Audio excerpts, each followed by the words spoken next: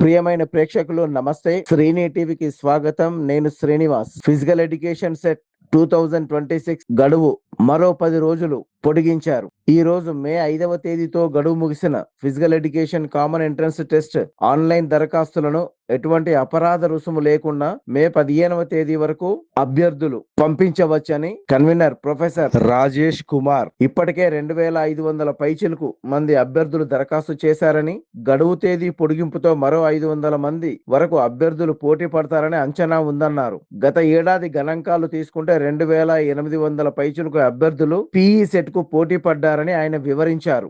ఇక మే 31 నుంచి జూన్ 3 వరకు జరగనున్న ఈవెంట్స్ పరీక్షల షెడ్యూల్లో ఎటువంటి మార్పులు లేవని అభ్యర్థులు గమనించాలి. కరీంనగర్ శాతవాహన యూనివర్సిటీ కేంద్రంగా కొనసాగుతున్న physical education common entrance test ద్వారా 2 ఏళ్ల వ్యవధి గల బ్యాచులర్ ఆఫ్ ఫిజికల్ ఎడ్యుకేషన్ మరియు డిప్లొమా ఇన్ ఫిజికల్ ఎడ్యుకేషన్ కోర్సులలో అభ్యర్థులకు ప్రవేశాలు కల్పించనున్నారు. ఇటువంటి మరిన్ని వీడియోల కోసం చూస్తూనే ఉండండి శ్రీని టీవీ. తాజా అప్డేట్స్ కోసం please subscribe Srini TV. Thank you.